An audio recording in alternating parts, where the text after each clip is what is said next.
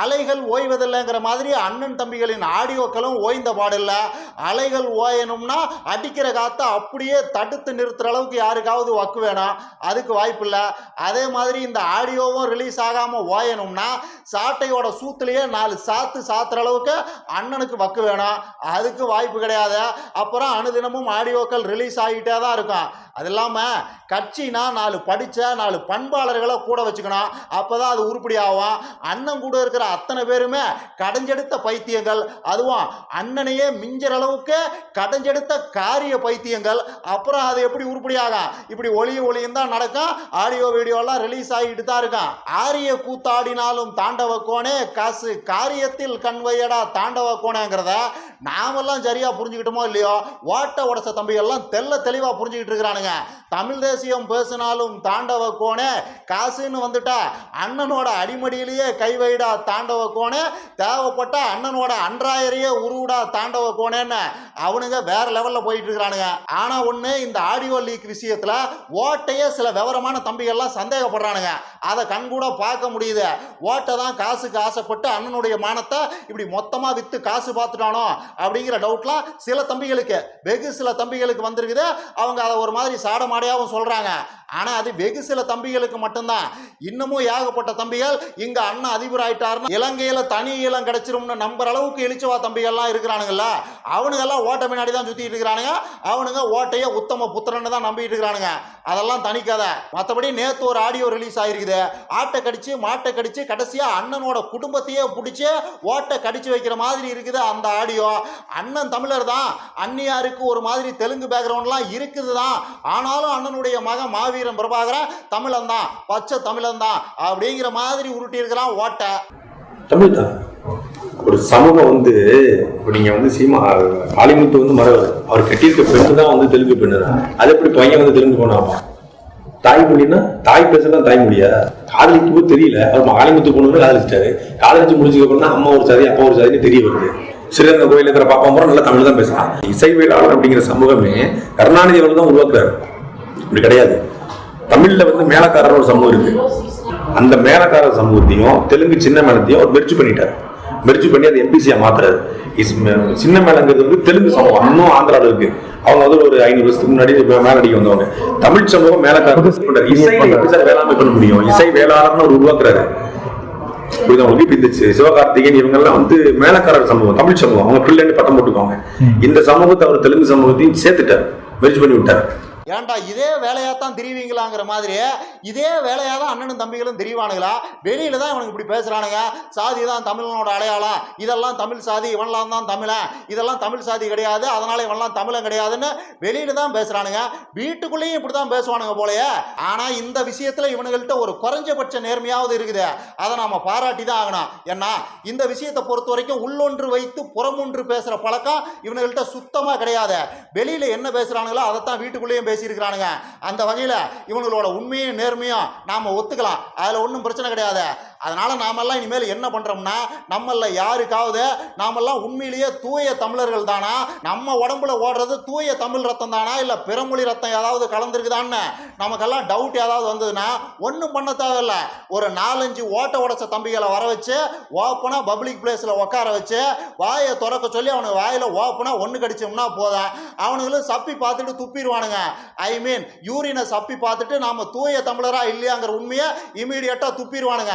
ஓட்ட உடசல் தம்பிகளோட வாயில ஒன்று கடிக்கிற வேலையை நீங்க செய்றீங்களோ இல்லையோ, நான் கண்டிப்பா செஞ்சுதான் ஆகணும். ஏன்னா எனக்கு அந்த டவுட் வந்துருச்சு. எனக்கு வர்ற கமெண்ட்டுகள்ல மெஜாரிட்டியான கமெண்ட்டுகள்லாம் நீ தெலுங்கு வந்தேரி கன்னட வந்தேரின்னு தான் தற்கூரி தம்பிகள்லாம் கழுவி ஊத்துறானுங்க. இப்போ எனக்கே அந்த டவுட் வந்துருச்சு. நான் தூய தமிழனா இல்லையான்னு கன்ஃபார்ம் பண்ண வேண்டிய பொறுப்பு எப்படி இருந்தாலும் தற்கூரி தம்பிகள்கிட்ட தான் இருக்குது. அதனால எந்த தம்பி வர்றீங்க, இடத்த சொல்லுங்க, அங்க வந்து ஆல்ரெடி ஓப்பனா வாயை திறந்துக்கிட்டு உக்காருங்க, நான் வந்து ஒன்று கடிக்கிறேன், சப்பி பார்த்துட்டு துப்புங்க, நான் தூய தமிழ்லாம் இல்லையான்னு. இந்த பார்த்தேன் ரசித்தேன் படத்துல ஒரு காமெடி வரும். வையாபுரியும் தாமுவும் ஒரு மொட்டை மாடியில் ரூம் எடுத்து தங்கியிருப்பாங்க. அவங்களோட 3ஆவதா சார்லி வந்து ஜாயின் பண்ணுவாரு. அடுத்த நாள் காலையில் அவர் அந்த வீட்டுக்கு பக்கத்தில் இருக்கிற ஒரு குழிக்குள்ள இருந்து மேலே ஏறி வருவார். வெறும் பட்டாப்பட்டி அண்டர்வேர் தான் போட்டிருப்பாரு. இதை பார்த்து டென்ஷன் ஆன வையாபுரி கேட்பாரு, யோ என்னையாது காலங்காத்தால குழிக்குள்ள இருந்து வர்ற, அதுவும் முண்டை கட்டியா இருக்கிற, வெறும் பட்டாப்பட்டி மட்டும் தான் போட்டிருக்கிற, என்னையா கதையும் பாரு. அதுக்கு சார்லி சொல்லுவாரு, எப்படியும் அங்கே போனால் அது இங்கே தான் வரப்போகுது, அதனால் நேராக நான் இங்கேயே போயிட்டேன் பாரு. அதாவது மேலே டாய்லெட்டில் போனால் அது எப்படி இந்த குழிக்குள்ளே தான் வரப்போகுது, அதனால் நான் நேராக குழிக்குள்ளேயே போயிட்டேன் பாரு. அந்த மாதிரி எப்படி இருந்தாலும் தம்பிகள் தான் நாம் தூய தமிழரா இல்லையான்னு சொல்லணும். அதுக்கு ஒரே வழி நம்ம சாதி சாத்திரத்தை கண்டுபிடிக்கிறது தான். சாதி சாத்திரத்தை கண்டுபிடிக்கணும்னா நம்மளோட மூத்திரத்தை குடிக்கிறது ஒன்று தான் வழி. ஸோ நாம் மறைமுகமாக போய் ஒரு டப்பாவில் நம்ம மூத்திரத்தை பிடிச்சிக்கிட்டு போய் தம்பிகள்கிட்ட கொடுத்து அவனுங்க அதை மறைமுகமாக கொண்டு போய் சப்பி பார்த்துட்டு அதுக்கப்புறமா வெளியில் வந்து நாம் தூய தமிழரா இல்லையான்னு சொல்கிறதுக்கு ரொம்ப லேட்டாகும். அதெல்லாம் லாங் ப்ராசஸ்ஸு. ஓப்பனாக ஒரு இடத்துல ஓட்ட உடச்ச தம்பிகள் அத்தனை பேரும் வாயை திறந்துக்கிட்டு உக்காந்துருக்கானுங்க. அதில் நேரடியாக நாம் ஒன்று கடிக்கிறோம், அந்த இடத்துலையே ரிசல்ட் ரிப்போர்ட்டை வாங்கிட்டு வந்துக்கிட்டே இருக்கிறோம். இதை இந்த அளவுக்கு கீழே இறங்கி விமர்சனம் பண்ணணுமா, தற்குறி தம்பிகளையெல்லாம் இவ்வளவு கேவலமாக அசிங்கப்படுத்தணுமா அப்படிங்கிற கேள்வியெல்லாம் கூட உங்களில் சில பேருக்கு வரலாம். ஆக்சுவலாக செய்யணும். ஏன்னா ஜாதிங்கிறது எவ்வளவு பெரிய கொடூரமான ஒடுக்குமுறை, அது காலங்காலமாக நம்மளையெல்லாம் எப்படி வீழ்த்தி இருக்குது, அதிலிருந்து மெல்ல மீண்டு எப்படி நாம் ஒரு முழுமையடைந்த ஒரு நாகரிகமான சமுதாயமாக இப்போ மாறிக்கிட்டு இருக்கிறோம். அதுக்கு எவ்வளோ பெரிய லாங் ப்ராசஸ் நடந்துக்கிட்டு இருக்குது, எவ்வளோ பெரிய இன்டலெக்சுவல்ஸோட உழைப்பெல்லாம் அதுக்கு பின்னாடி இருக்குது, எவ்வளோ விஷயங்கள் நடக்குது. இந்த எச்சைகள் அந்த பக்கம் உட்காந்து என்ன பண்ணிக்கிட்டு இருக்கிறானுங்க, ஜாதி ஆராய்ச்சி பண்ணிக்கிட்டு இருக்கிறானுங்க. கேட்டால் ஒருத்தன் தமிழனா இல்லையான்னு ஜாதியை வச்சு கண்டுபிடிக்கிறானுங்களா, ஒருத்தன் தமிழனா இல்லையான்னு ஜாதியை வச்சு கண்டுபிடிப்பானுங்க. அந்த ஜாதி தமிழ் ஜாதியா இல்லையான்னு கூந்தலை வச்சு கண்டுபிடிப்பானுங்களா, எச்ச நாய. ஒருத்தன் இந்தியனா இல்லையான்னு எதை வச்சு கண்டுபிடிப்பானுங்கன்னு தெரியல.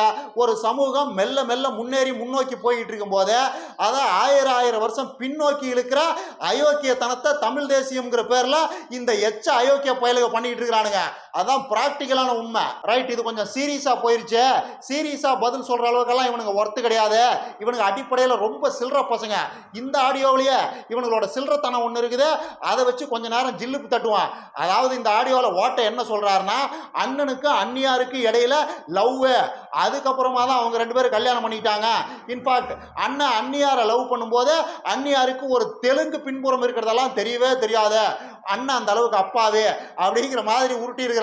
அது ஒரு பக்கம் இருக்கட்டும், அண்ணியாருக்கு தெலுங்கு பேக்ரவுண்ட் இருக்குதா இல்லையா, அண்ணனுடைய மகனான மாவீரன் பிரபாகரன் உடம்புல ஓடுறது தூய தமிழ் ரத்தமா இல்லையாங்கிறதெல்லாம் நமக்கு பிரச்சனையே கிடையாது. அப்படி ஒரு கேள்வியே நமக்கு கிடையாது, அது நமக்கு தேவையும் இல்லை. அதெல்லாம் தற்குறி தம்பிகளோட ஆம குஞ்சுகளோட பிரச்சனை. அதை விட்டுட்டு இதில் இருக்கிற அண்ணனுடைய லவ்ஸ் மேட்டரை எடுத்தோம்னா, பொதுவாக லவ்ஸ் எப்படி வரும், சொந்த பந்தங்களுக்குள்ள வரும், ஒரே ஊருக்குள்ள வரும், ஒரு ஊருக்கும் பக்கத்து ஊருக்கும் வரும், ஒன்னா படிச்சிருப்பாங்க, ஸ்கூலில் காலேஜில் இல்லை வேற ஏதாவது இன்ஸ்டியூட்டில் ஒன்றா படிச்சிருப்பாங்க, இல்லைனா ஒரே இடத்துல வேலை பார்த்துருப்பாங்க, ஏதோ ஒரு இடத்துல ரெண்டு பேரும் ஒன்றா இருந்திருப்பாங்க, ரெண்டு பேரும் ஒன்றா இருக்கிறதுக்கான ஒரு வாய்ப்பு கிடைச்சிருக்கும். அப்போ தான் லவ்ஸ் ஃபார்ம் ஆகும். அந்த லாஜிக் படி பார்த்தா அண்ணியார் ஸ்கூலுக்கு போகும்போது அண்ணன் அந்த ஸ்கூலில் வாட்ச்மேனாக இருந்திருக்கத்தான் வாய்ப்பு அதிகம். ஏன்னா ரெண்டு பேர்த்துக்கும் இடையில அவ்வளவு வயசு வித்தியாசம் இருக்குது. வாட்ச்மேன் அங்கிள் கேட்டை சீக்கிரம் தொடங்க, மிஸ் திட்டுவாங்க, நான் உள்ளே போகணும்னு அண்ணன்கிட்ட அண்ணியார் சொல்லியிருக்கிறதுக்கு தான் வாய்ப்பு அதிகம். அதுவும் அண்ணன் அப்பவே விஆர்எஸ் வாங்குற அளவுக்கு வயசான ஒரு வாட்ச்மேனாக தான் இருந்திருக்க வாய்ப்பு அதிகம். அநியாயத்துக்கு பேசாதரா, வாய் இருக்குதுன்னு எதை வேணும்னாலும் பேசுவியா, இதுக்கு என்ன ஆதாரம் இருக்குது, அண்ணனுக்கும் அண்ணியாருக்கும் இடையில் அந்த அளவுக்கு வயசு வித்தியாசம் அப்படின்லாம் அவசரப்பட்டு யாரும் அணத்த வேண்டாம். இருக்குது, ஆதாரம் இருக்குது. இப்போ அண்ணனுக்கும் அண்ணனுடைய மாமனாரான காளிமுத்துவுக்கும் எவ்வளவு வயசு வித்தியாசம் இருக்கும், 5, அதிகபட்சமாக 10, 15 வயசே வித்தியாசம் இருக்கட்டுமே. இந்த லாஜிக் படி பார்த்தாலே அண்ணியார் 8வது 10வது படிக்கும்போது அண்ணன் அந்த ஸ்கூலில் வாட்ச்மேனாக தான் இருந்திருக்க முடியும். இப்போ அண்ணியார் ஒரு 15 வயசில் 10வது படிச்சுக்கிட்டு இருக்கிறாருன்னு வைங்க. 10வது படிச்சுக்கிட்டு இருக்கிற பொண்ணுடைய அப்பாவுக்கு என்ன வயசு இருக்கும், அதிகபட்சம் ஒரு 45 இருக்குமா, அதிலிருந்து ஒரு 10 கழிச்சிங்கன்னா 35, அதுதான் அண்ணன் சீமானோட வயசு. ஸோ அண்ணியார் 10வது படிச்சுக்கிட்டு இருக்கும்போது அண்ணன் அந்த ஸ்கூலில் வாட்ச்மேனாக தான் இருந்திருப்பாரு, அப்படிதான் இருந்திருக்க முடியும். அடுத்த ஒரு 5-6 வருஷத்தில் விஆர்எஸ் வாங்கி ரிட்டையர் ஆகிற ஒரு வாட்ச்மேனாக தான் அண்ணன் அந்த காலத்தில் இருந்திருக்க முடியும். எப்படி பார்த்தாலும் என் கணக்கு சரியாக தான் வருது. சரி, எது எப்படியோ அண்ணனும் அண்ணியாரும் கணவன் மனைவியாக மாறிட்டாங்க, அவங்க நல்லபடியாக வாழட்டும், வாழ்த்துறதுக்கு வயதில்லைங்கிறதுனால வணங்குவோம். இதையெல்லாம் தாண்டி காதல் வயப்படுற விஷயத்துல அண்ணனை கட்டுப்படுத்தவே முடியாதுங்கிறாங்க அண்ணன் கூட இருந்த அனுபவஸ்தர்கள்லாம். அண்ணனோட காலங்காலமா பழகி அடிபட்டு மிதிபட்டு சிக்கி சீரழிஞ்சு அண்ணன்கிட்ட இருந்து வெளியே வந்த பல பேர் பல இடங்கள்ல பல தடவை சொன்ன ஒரு விஷயம்தான், அண்ணனுக்கு காதல்லாம் அப்படியே கபீர் குபீர்னு கிளம்புமா. குறிப்பா கணவனை இழந்த பெண்கள்லாம் இருக்கிறாங்கல்ல, அவங்கள லவ்ஸ் பண்ற விஷயத்துல அண்ணனை அடிச்சுக்க ஆளே இல்லையா. கணவனை இழந்த பெண்கள் மேல காதல் கொள்றதுல அண்ணன் மாதிரி ஒரு கேரக்டரை நீங்க துபாயில கூட பார்க்க முடியாதுன்னு அவங்க எல்லாம் அடிச்சு சொல்றாங்க. கணவனை இழந்த பெண்கள் மேல அண்ணனுக்கு காதல் ஆறுங்கிறது அப்படி பெருக்கெடுத்து ஓடுமா. ஆனா இதுல வரலாற்று துயரம் என்னன்னா, கணவனை இழந்த பெண்கள் மேல அண்ணனுக்கு அவ்வளவு காதல், ஆனா எந்த பெண்ணுக்கும், அதாவது கணவனை இழந்த எண்ணம் எந்த பெண்ணுக்கும் அண்ணனை கணவனாக்கிக்கணுங்கிற எண்ணம் வரவே இல்லையே. இது வரலாற்று துயரம். மற்றபடி இந்த அடையாளத்தை பிடிச்சிக்கிட்டு தொங்குற அரசியலுங்கிறது ரொம்ப ஆபத்தானது. இன்ஃபேக்ட் அது அரசியலே கிடையாது. இதை ஆம குஞ்சுகள்லாம் புரிஞ்சுக்கிட்டானுங்கன்னா நம்ம எல்லாத்துக்குமே நல்லது. நம்மளோட எந்த முயற்சியும் இல்லாம பிறப்பின் அடிப்படையில் நமக்கு ரொம்ப ஈஸியாக கிடைக்கிறதுல நிறைய அடையாளங்கள், மொழி அடையாளம், இன அடையாளம், ஜாதி அடையாளம், இந்த மாதிரியான அடையாளங்கள், இதையெல்லாம் நம்மளோட அடையாளம், இதுதான் நம்மளுடைய முழுமையான அடையாளம்னு கற்பனை பண்ணிக்கிட்டு அது கொடுக்குற போதையை என்ஜாய் பண்ணிக்கிட்டு அடுத்தவனை விரோதியா பார்க்கறது, நமக்கு நேரடியா எந்த சம்பந்தமும் இல்லாதவனையே நம்மளோட எதிரின்னு நினைச்சுக்கிறது, விரோதின்னு நினைச்சுக்கிறதுன்னு இந்த அடையாள அரசியலுக்கு பின்னாடி பெரிய சிக்கல்கள் இருக்குது. இதை ஆம குஞ்சுகள்லாம் புரிஞ்சுக்கிட்டானுங்கன்னா நல்லது.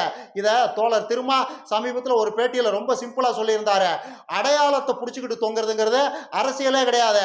அடையாளத்தை பிடிச்சிக்கிட்டு தொங்குறவனால சிந்திக்க முடியாது, கருத்தியல் ரீதியா எதையும் புரிஞ்சுக்கவும் முடியாது, கருத்தியல் ரீதியா எதையும் பேசவும் முடியாது. அதனால அடையாளத்தை தூக்கி போட்டு என்ன விஷயம்ங்கிறத பாருங்க அப்படின்னு திரும்ப அதை ரொம்ப சிம்பிளா சொல்லியிருந்தாரு. அதைத்தான் நானும் ஆம குஞ்சுகளுக்கு சொல்றேன். அடையாளம் கொடுக்குற போதை ஒரு மாதிரி நான் சுகமாக தான் இருக்கும். ஏன்னா எந்த எஃபெக்ட் அதுக்கு போட தேவையில்ல. சாகிற வரைக்கும் தமிழன்கிறதா நம்மளோட அடையாளம். அதை யாராலையும் மாற்ற முடியாது. ஸோ அந்த போதை நல்லா தான் இருக்கும். ஆனால் அதை வச்சு உங்கள் கோவணத்தையே உருவறதுக்கு அங்கே ஒரு பெரிய கூட்டம் காத்துக்கிட்டு இருக்குது. இந்த ஓட்ட உடச தம்பிகள் அண்ணன்லாம் அந்த வகைராக்கள் தான். இதெல்லாம் புரிஞ்சுக்க முயற்சி பண்ணுங்க. இல்லைன்னா நான் எப்பயும் சொல்கிறது தான், அரணா கவரு, கோவணம், கொட்டைன்னு எதுவுமே உங்ககிட்ட இருக்காது. எல்லாத்தையும் அண்ணன் உருவிடுவாரு. பார்த்துக்குங்க. இன்னும் நிறைய பேசலாம். லைக் பண்ணுங்க, ஷேர் பண்ணுங்க, கமெண்ட் பண்ணுங்க. மறக்காம சப்ஸ்கிரைப் பண்ணிருங்க.